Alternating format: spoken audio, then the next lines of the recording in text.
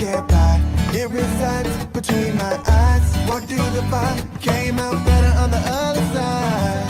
See, life's like a beach if you find the sand. And right now, I feel like 100 grand. You are listening to Inspired Insider with your host, Dr. Jeremy Wise. Dr. Jeremy Weiss here, founder of InspiredInsider.com, where I talk with inspirational entrepreneurs and leaders. Today is definitely no different. I have Rafi Arbel of Market JD. Rafi, before I formally introduce you, I always like to point out other episodes people should check out of the podcast. Since we're both in Entrepreneurs Organization together, I have to give a shout to the interview with Zach Wilcox of Fide Freight. Just an amazing entrepreneur, just from a young age. This is pretty remarkable. So check that interview out. I did one with Robert Hartline, who's in actually EO Nashville of Call Proof.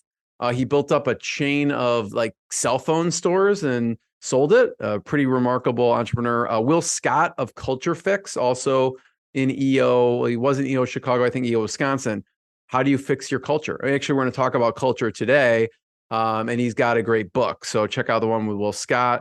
And Don Williams. Don Williams is EO Dallas. That one was interesting, Rafi, because he wrote a book about gratitude and stories from our hearts. And that was, he told some stories, and it was really emotional when he talked about them. And so that was good too.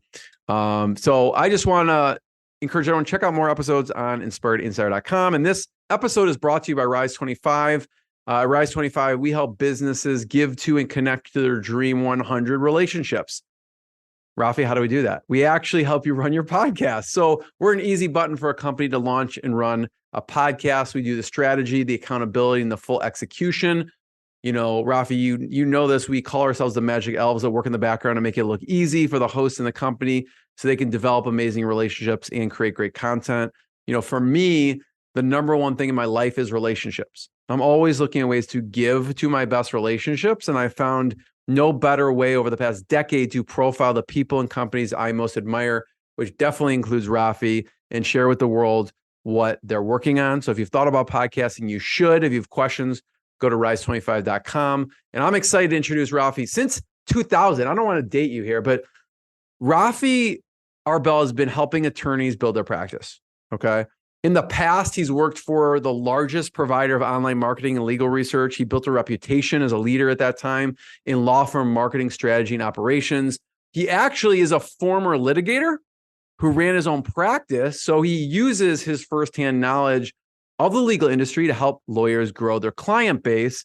And he started Market JD. I love that name, by the way, to offer firms online marketing solutions to get more clients. And he speaks across the country to lawyers from Chicago, Milwaukee, and many more bar associations. He actually, I don't know why, he's just a glutton for punishment. So he went on to earn his MBA from University of Chicago Booth School of Business. Rafi, thanks for joining me. Thank you for having me, Jeremy. It's a pleasure to be on. So start off, just tell people about Market JD and what you do. And how did you come up with the name at the time? So Market JD does internet marketing for lawyers, which is websites, SEO, and pay-per-click. But I like to think that we're more than just what we do. It's how we do it and who we are as a company that really differentiates us and makes us a different experience than just your standard digital marketing agency. So we had to come up with a name, and at the time I was working with Aviva Collier from what was the name of her company? I can't even remember the name of it, but it had a JD at the end of it as well. And before I started Market JD, I was actually thinking of working with her. We had a really good relationship, and then I started Market JD, and I couldn't think of a name, and I just tried to say to myself, what do we really do and who do we really serve? And we serve lawyers and we do their marketing. So I thought lawyers understand what JD means, even if the rest of the public doesn't. And lawyers will also understand that we're doing their marketing. And it was a domain name that was available, no small consideration when you're starting a startup. So that was the genesis of Market JD. Talk about, Supra, JD yeah. Supra. That's the name of the company. Sorry about that. That's Aviva's company. A lot of people have heard of JD Supra. Go ahead. No, talk about deciding to go out and start this company, right? Because as I said, you were a lawyer, right? And you spent a lot of time, energy, and money doing that. So talk about the decision to start an agency. So I have the legal experience. I was a practicing lawyer, and then I worked for Thomson Reuters, the largest provider to law firms, and I learned a lot from them. And I really am thankful for my time and experience there. I learned a lot about operations, sales, um, and really all parts of a law firm. They exposed me to so many different law firms and showed me the sort of problems and solutions that were out there. And so I really became a consultant of sorts simply by having gone through that experience. It taught me more so than the practice of law, because I got to see the problems of so many other firms. So when I finished my MBA, I was really at a crossroads, and I had to decide what I wanted to do with my future. And I thought that I was too entrepreneurial, and I had my own ideas and my own vision on how I can help lawyers better market themselves. I think Thomson Reuters is a great place, or was a great place anyway when I was there, but it didn't quite satisfy my urge to sort of chart my own path. And every large corporation has its limitations and restrictions. And I was very much sort of pigeonholed there into the role I was playing. I thought at Market JD, I could create a company that was much more responsive to the needs of our clients. And I wouldn't have to satisfy 10,000 clients. I could satisfy 100 clients. And that's a lot easier to do at a small number, because this isn't a business that's easily scaled. That's one of its limitations, but one of its beauties. We're like custom home builders. It's really hard to scale a custom home builder, being a custom home builder. You're really working on a handful of clients at a time, and you're really trying to deliver the best possible product and make that client the happiest they can be. Starting a business is not easy. Do you remember a first milestone as far as client goes? Hmm. Uh, Probably the first milestone was, I know my first year, I think I made $30,000. And my second year wasn't so much more, maybe 50 or 60,000. But I think by the time I got to my third year and I finally made six figures, I felt like I had finally figured out what it took to succeed in this business, and what I needed to deliver to make the clients happy.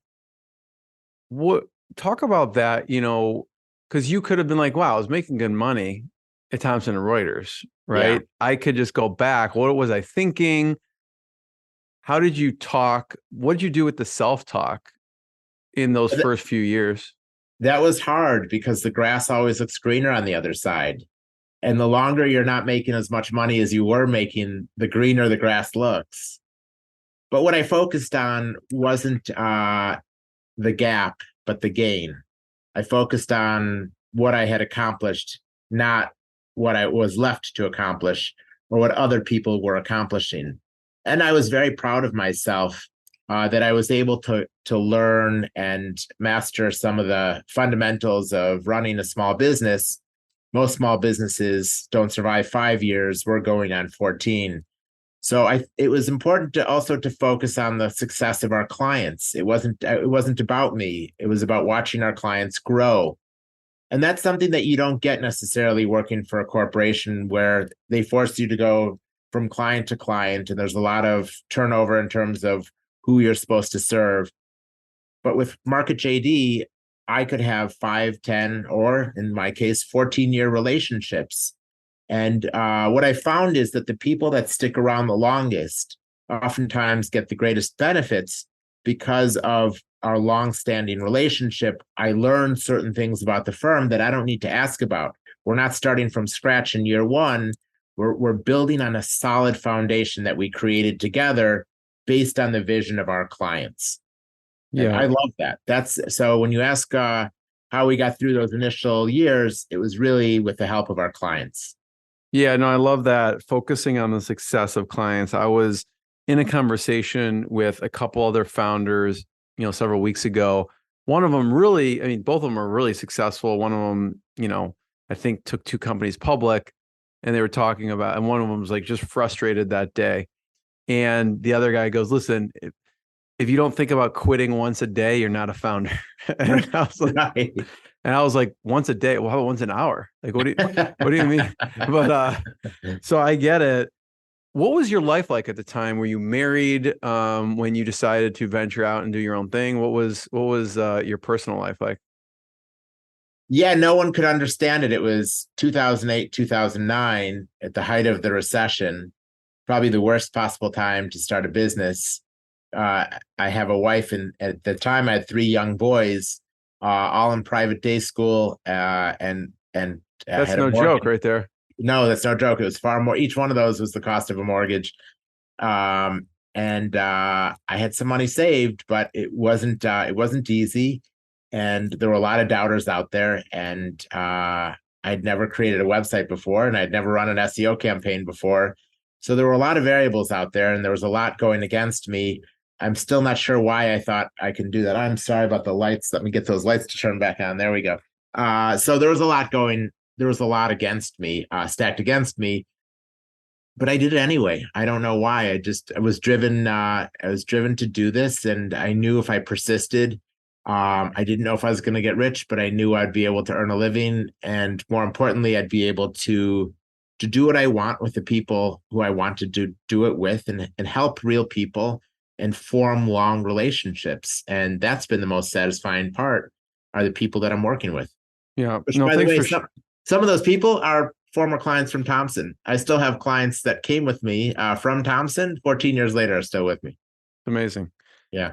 Let's talk about a few examples. You had you have a criminal lawyer that you work with. Talk about what you do with them. Yes. So, for example, Max Keller, he's in Minnesota, Minneapolis, and Max is a criminal lawyer who is he was a solo practitioner, but over time he hired associates, and we started probably about a decade ago, and we helped him build his practice, and over the years, as he increased his marketing, the size of his practice grew. And now he's at the point, like some of my other clients, where he has more business than he can handle. So the constraint is no longer the marketing; it's the employees. He needs to find more employees to take on the work. And so, I really consider myself part of his firm. We talk regularly, and he relies on us. And it's just one of those relationships that make coming to work every day so satisfying. It's got to be really cool, from a business owner perspective, to have control of your destiny, right? To really be able to, because it's hard enough in itself to just run a business and have all the moving pieces, but to control your destiny, to turn things on when you want to turn things on. So talk about some of the things that you do with him or any of the clients, as far as, like you said, he didn't have to worry about the clients necessarily anymore. What are some of the things that you do Some of the things we do to do what? To get what? to generate clients? Oh, so like what are the campaigns that we run for them? Right. So we largely do search engine optimization and pay-per-click, and both of them help our clients show up on the search results page when somebody runs a search. And I think it's really important in running these campaigns to set the client's expectations properly. No one's going to spend $3,000 a month on a personal injury campaign and get 10 PI cases. They're not going to get 25 times their return, and that's important to be honest with the client, because it's so easy to promise the client something, or the prospect, to get the business and then not deliver. And so I don't want that, because that doesn't foster long-term relationships. If they're not happy with the kind of return that they can expect from online advertising, I'd rather have them not be a customer and use their money somehow else. But for the people that understand the realities of the marketplace, and who are realistic in their expectations and have other sources of business, then we're probably the right fit. So for search engine optimization, that's a longer bet. You're investing in the content on your website. And the reason you're investing in the content on your website is to be a service to your prospective clients, because they're on the web because they've got questions, and they are looking for the best answers, and so is Google. So when we create websites and when we run a search engine optimization campaign, we're spending a tremendous amount of time trying to figure out what questions people are answering and generating answers that are substantive, that read well, and that best satisfy our clients' questions. And when we do that, Google acknowledges it, and that's when they begin to rank very strongly in Google. I want to talk about websites for a second and some of the mistakes you see people making with websites, because you could do your job amazing, drive tons of traffic, have great SEO, and then they hit someone's website. All could fall apart at that moment, possibly, or not. So what are some of them? And oftentimes you probably go in to these law firm sites and you have your years of expertise, what works, what doesn't work. So what are some of those things that you find? By the way, I ask it because it applies probably to all of us, including myself. So I'm sure I there's stuff that I need to be doing on my site, but what are some mistakes people make with their website? So a firm in Indiana, a personal injury firm in Indiana, called us and they asked us to audit their website. And we did. It was made by one of the major providers out of Florida, and it was a very expensive site. And we came back to them and we said, take a look at your homepage. And on the homepage, at the top, was a large red button, and it said, contact us. And it was the major focus of the hero section, the top section of the website. I said, click on the button. They clicked on the button, and it led them to a 404 page. It's Like, the whole point of the website is to get them to click on it. If that button's not working, all of your marketing is failing. You're not going to get a second bite at that apple. So it's, just having a Q&A process where somebody, doesn't even have to be a highly paid employee, goes through and makes sure all the basic functions are working at a minimum is probably step one. And you would be surprised at how often they're not, because it requires an investment. So when people say, well, why do you charge what you charge for your website? I say, because you're getting a lot of labor. We're making sure things like your contact us button are working. But it goes much deeper than that. But that really illustrates the point is somebody has to care about your site. Somebody has to look at it. And probably from a Market JD perspective, the thing that we focus on is the people that create the site are not the people that do the Q&A. And so we always have a second, at least one other, usually two or three other people reviewing different parts of the site. And that ensures quality and consistency. What other mistakes? I'm sure you've seen a bunch of crazy stories throughout the years. What's another? So one, you go contact us page led to a 404, and who knows how much they were spending on traffic and SEO and everything. Yeah. What's another big mistake you've seen people make? I think that you see this a little less often now. People are getting a bit more sophisticated, but the writing on sites where they don't spend enough on the writing, you can really tell it's very thin. It sounds like it was written in a developing country, or even worse AI is not necessarily even worse, but poorly written, and it's a poor user experience. At the end of the day, what we're focusing on all elements is, what is the user experience like? And also, there are other technical parts of a website that need to be done right if you want to be found. It needs to be fast enough. The pages need to be substantive enough. And that doesn't necessarily mean long enough, but oftentimes it does. And then a lot of times, if we want to take this up a bit in terms of competition, like those are the easy things to do. But the more challenging things are, everybody wants to write a page on car accidents. Which are the pages that rank on page one? And why are they ranking on page one? Well, the only way you figure that out is if you go through all of the pages on page one and look at all of the elements that they're using on their page to succeed, and then look at your page and see if you have those elements. That's really a labor-intensive job, but that's what we do because we know it's a highly competitive space, and we want to make sure that our pages have everything that our competitors have, and that we're not falling behind in any part of the substance that needs to be on the page. Rafi, every company has some funnel, whether they know it or not, right? So it's like, okay, let's say you are doing SEO, you're doing, pay-per-click ads, doing paid ads. They go to the website, it's functioning as it should. They click on the contact, someone picks up the phone, right? So now I know that you actually will listen to calls and give suggestions, because everything could also fall apart there. Absolutely. So what are some of the mistakes that people are making when answering the phones that you've seen, that you've coached on? Great question. So for the consumer market, personal injury lawyers, divorce lawyers, criminal lawyers, immigration lawyers, the sort of lawyers that we help market, your prospective client is looking for help. They're looking for a firm to solve their problem.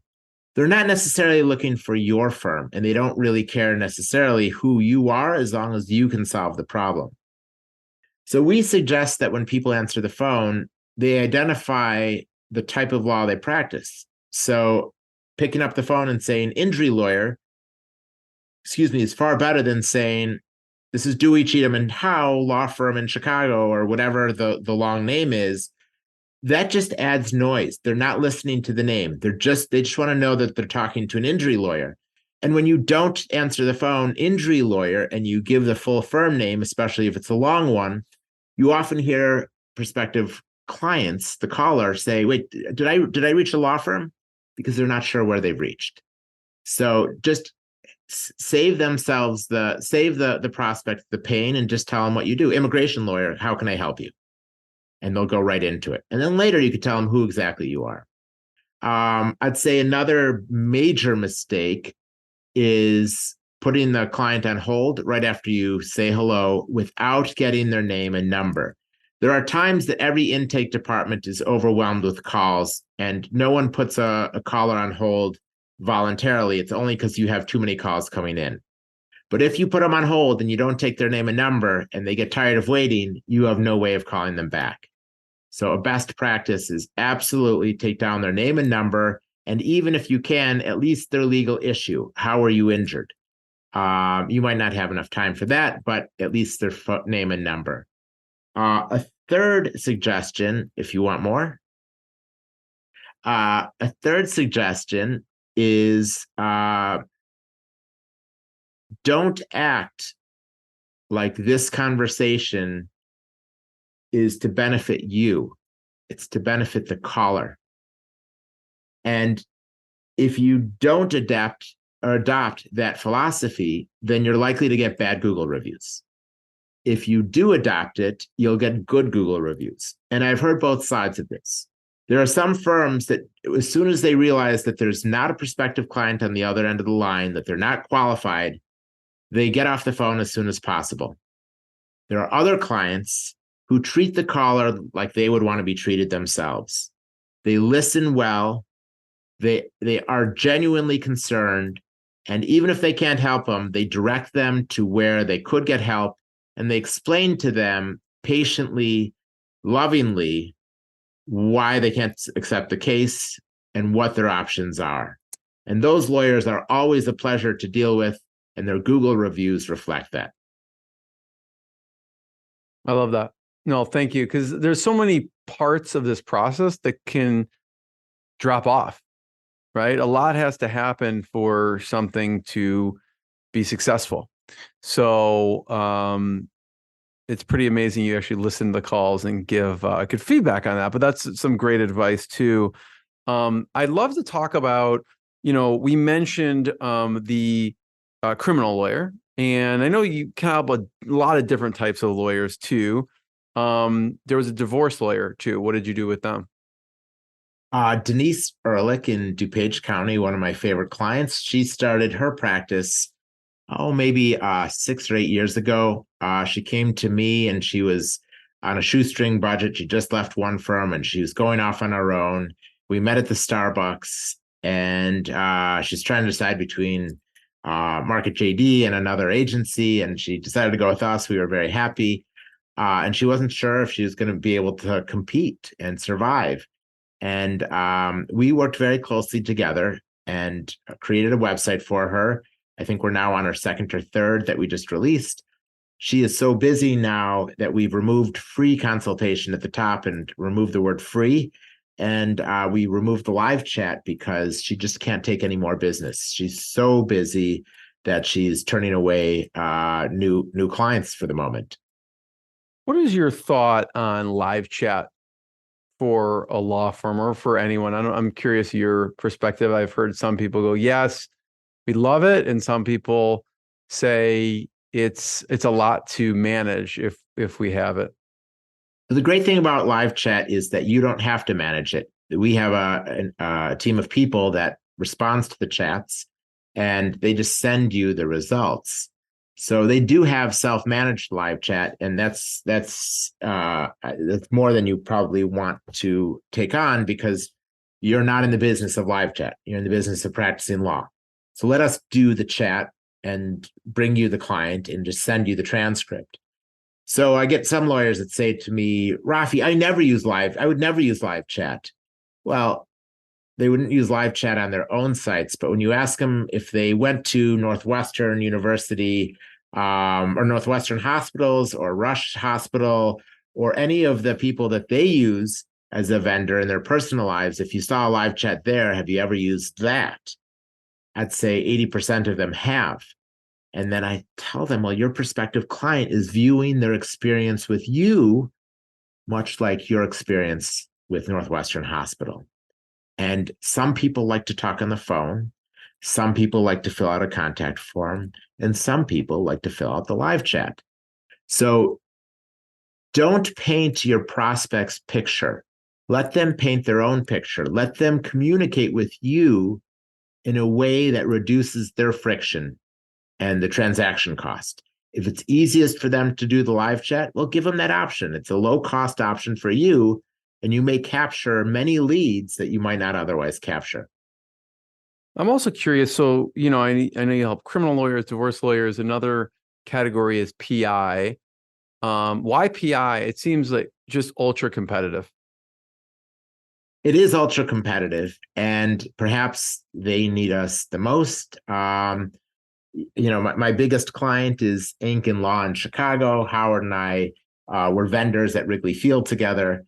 And when I was just starting my agency out, I was going door to door trying to get anybody who would listen to me to do business with us. And Howard was one of our first customers, and he's been with me ever since.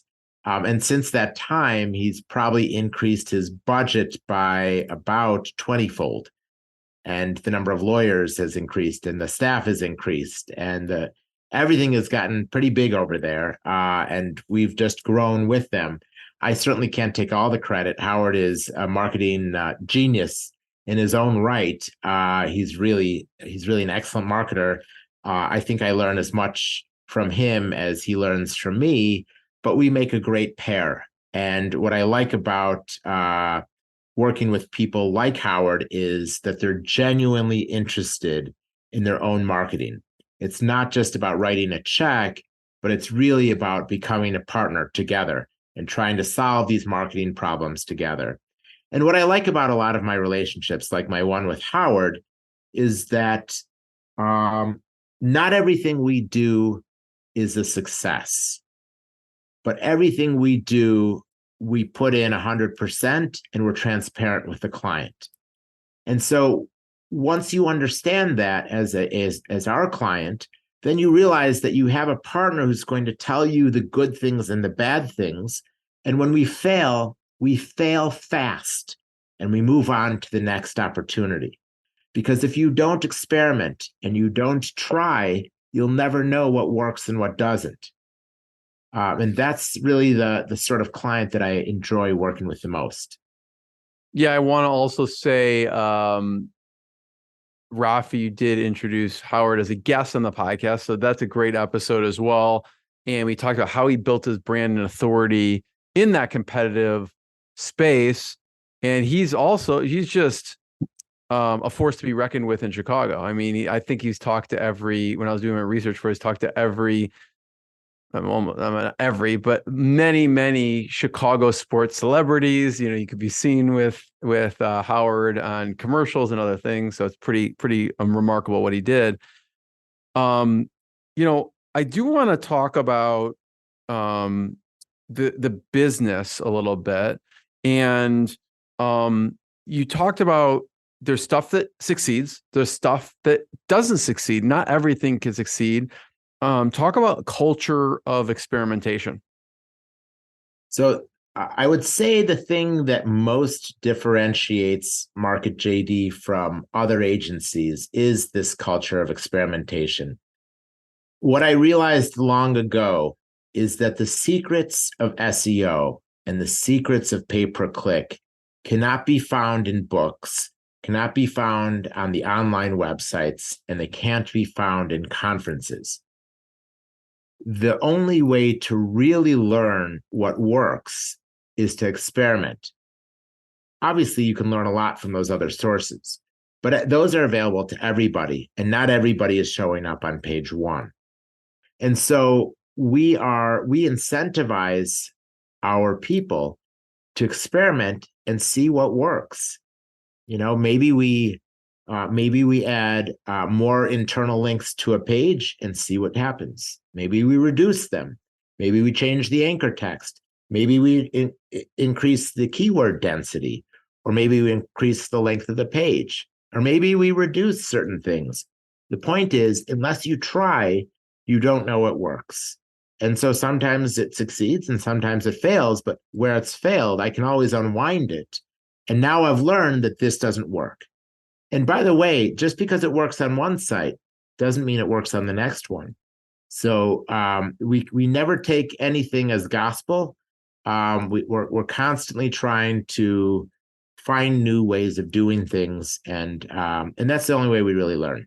What are some ways you incentivize staff to experiment and not be afraid to fail, because then they have to answer to Rafi? So we have an experiment sheet for SEO, and we have an experiment sheet for pay-per-click, and we review that. So they have to have enough experiments every week, because every week I meet with them for about 2 or 3 hours, and we review 1/4 of our clients' campaigns together. And so they are directly accountable to me to fill out enough experiments and report back to me. And if they don't, then it's not a good relationship. So they know they need to have the experiments. And over time, they've understood that when the experiments fail, that's just as good as a success, because it's one step closer to a successful experiment. We won't get to the successful one till we've kissed a couple of frogs. Yeah, no, I love how your experimentation, there's accountability built into it, and there's a process there. Talk about systems. Like, for a business, systems are really important. Obviously, you have a system for experimentation. Talk about some of the other systems you've set up. So, as I'm sure you've read James Cleary's book, Atomic Habits, one of his concepts is no one rises to the level of their goals. They fall to the level of their systems. And today I was on a team meeting, and we're building a portal, and I was looking at some of the deliverables that my team came up with. And I was thinking to myself, oh my gosh, if I had to keep track of all this stuff myself, we would have never come up with this. And I thought in the back of my mind how thankful I was that we've put together a system to follow to ensure that we get the best result, so that somebody like me or someone like them doesn't have to remember everything all the time. In fact, it's very hard to remember much at all. You're generally thinking about one thing. So having those systems in place in an industry that is so detail oriented and so process oriented really helps guarantee that we do things the right way. So we use ClickUp as our task management system, and every department is responsible for coming up with a breakdown of all the tasks that they do and the subtasks that make up that task. And then we incorporate those into templates. And every time we need to do a certain thing, we draw up that template, assign those tasks, and then make sure that those tasks are done. And I just don't know how you can run an agency without having those sort of systems in place. And we also use Microsoft Teams, and it's a very built out system of communication. So, for example, I think this is true for every business. We don't allow people to have conversations between individuals that aren't tied to a client. So if you're going to have a texting conversation, it needs to be done in that section of Teams so that everybody can benefit from it. Everybody can read it. Everybody can see its history. If that conversation is done separately between Joe and Mike, then only Joe and Mike are privy to the conversation when it might be relevant to anyone who's working on that client. So it's kind of like the Microsoft version of Slack. So it's a public channel essentially, and so there's a collective knowledge that's gained in that particular client's channel, I guess you could say. Exactly. That's exactly right. So systems, talk about I don't know if there's other tech stack stuff. So you mentioned ClickUp, you mentioned you like using Microsoft Teams. What other techs in your arsenal? Well, I do use HubSpot for CRM. We try to keep our tech stack relatively short because we don't want too many platforms for people. Our writers have gone off the range and they're using Trello because they don't like ClickUp as much. They're sort of self-sufficient, so I'm allowing it and I close my eyes to it, but I'm not very happy about it because it could spiral out of control if every single department had their own way of keeping track of things and communicating, then it sort of breaks down over time. What about culture in general? I know we talked about, the culture of experimentation, but what about culture in general? What are the things you do for staff retention? That's a great question, Jeremy. I've thought about this a lot, and every agency now has remote workers. There's no reason not to. And our team is around the United States and really around the world. So the only way we can communicate around the water cooler is the virtual water cooler. And we have meetings every single day at Market JD. Some are as long as 4 hours. Some have even been longer than that. But every Monday is our SEO meeting. Every Tuesday is our admin meeting. Every Wednesday is our PPC meeting. Every Thursday is our website meeting. It's very defined. And during those meetings, we get a lot of work done. We go through every client and every project. And in doing so, we get to know each other very well. And it develops an understanding that you don't get working individually. The other benefit is people get to know each other, trust each other. They get to know each other's families. It really feels even closer than an in-person office, because oftentimes an in-person office, you're not really getting to know your colleagues because you're behind your door and not working with them.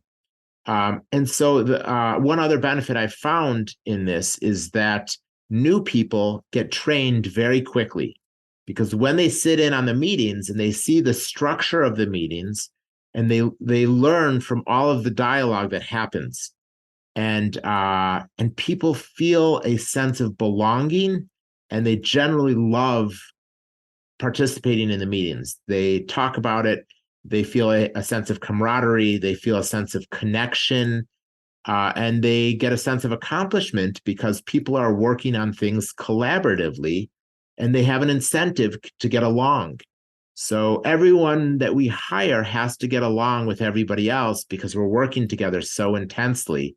And it's really a great thing. It keeps people together. I think it's more rewarding for people than making a little bit more money per hour per year, because your work environment is everything. It's where you spend most of your time. So it sounds like the key to for your retention is the camaraderie, and that camaraderie and learning and mentorship comes from the meetings. How do you structure meetings? So we loosely use EOS, which is the entrepreneur's operating system. And we don't have an implementer. We're sort of self-implementing, but the foundation of EOS is an L10 meeting. And an L10 meeting is a very structured meeting. And it's structured so that a small business, can prioritize those objectives and campaigns that are most impactful and most significant for the business. And we break that down by department. So our SEO team has their most important objectives. They're called rocks. The PPC team has their rocks. Every team has their own rocks, and those rocks have to be completed within 90 days. And every part of that meeting is very structured, and it really is a well thought out plan to ensure that you operate most efficiently. You address the urgent, but you don't ignore the most important. Yeah, I want to encourage people. There is I did have Gino Wickman on the podcast. He wrote Traction and was the creator of EOS. So check out that interview. And also, if you want to learn more, you can go to the book. The book Traction is great. What are some of your favorite books, Rafi? I know you mentioned Atomic Habits, obviously Traction, Gino Wickman. What are some of your favorites that people should check out? I did love Good to Great. I commonly, even though I read it a long time ago, I think about it a lot because some of the principles there are so fundamental to doing well, that it's important to keep those in mind. Like getting the right people in the right seats on the bus is critical. So I was interviewing today for a client success manager, and I wasn't so concerned about how many years experience they had. I was more concerned with, are they curious?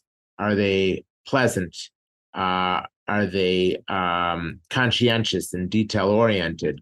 They have some of those skills. They're going to be a bigger success than people with 5 years experience without those skills.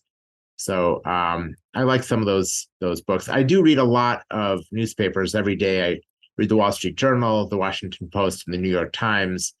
So for me, it's a little bit more of a fight to read through books than it is the journals. But yeah, I like some balance of the two.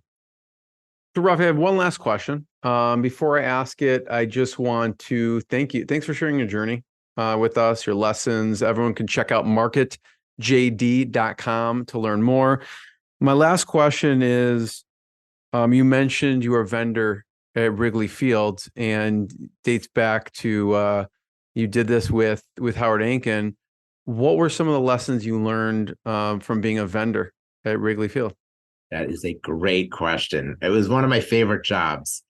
I think that probably was the genesis of my desire to be an entrepreneur, because working as a vendor has a lot in common with entrepreneurship. Your effort is the thing that gets rewarded the most. We were fully commissioned. And the earlier you got to Wrigley Field, the better product you got. So if it was a 120 game, we would sometimes get there by 10 o'clock, wait outside Wrigley Field on the cement for Vince, the union head, to arrive around 11:30 to hand out your product for the day. And the people that were in the front of the line are the people that got the best things. So when we got there in time, I wasn't old enough to sell beer, but I could sell Pepsi. And that sold well on a hot day. And that was far better than selling cotton candy or any of the products that the guys at the end of the line sold. So the hustle back then and even now gets rewarded. Treating people kindly, um, thinking on your feet, um, doing what you love. I loved it. So it was a pleasure to be out there. I loved listening to Harry Carey sing the national anthem. I would always stop. Other vendors would keep going. I would stop and belt out the national anthem and take me out to the ball game. And almost every game after the seventh inning, I said, I'm done. I put away my product and I'd watch the rest of the game. And so it was really a labor of love. I made great money for a college student, and I worked hard, and I felt great at the end of the day. And I'd like to think that a lot of those same things are true today. I still do what I love, and I feel great at the end of the day working at Market JD. Different experience, but similar in some regards. Rafi, I want to be the first one to thank you. Everyone, check out more episodes of the podcast. Check out marketjd.com, and we'll see everyone next time. Thanks, Rafi. Jeremy. Great talking to you. What I got, you can't buy. It resides between my eyes. Walked through the fire, came out better on the other side. See, life's like a beach if you find the sand. And right now, I'm feeling like $100 grand.